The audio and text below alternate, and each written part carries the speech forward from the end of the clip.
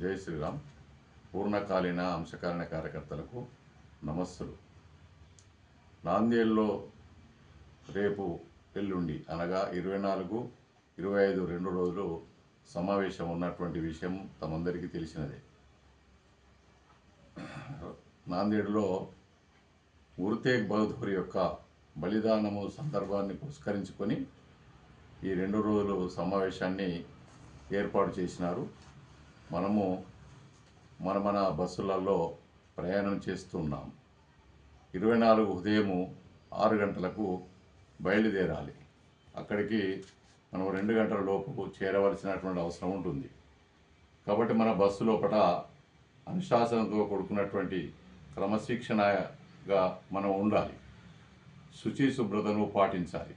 అదే విధముగా నాందేడ్లో సమావేశంలో మనము అక్కడ ఉన్నటువంటి నియమాలనుసారంగా మన వ్యవహారము ఉండాలి. ఆ యొక్క వాళ్ళు ఏర్పాటు చేసినటువంటి ఏవైతే వ్యవస్థలు ఉంటాయో వాటిని మనము సరిగా వినియోగించుకోవాలి. అక్కడ మార్గదర్శనం చేసేటటువంటి విషయాలన్నిటినీ కూడా చక్కగా విని మన డైరీల లోపల రాసుకుంటానికి ప్రయత్నం చేయాలి.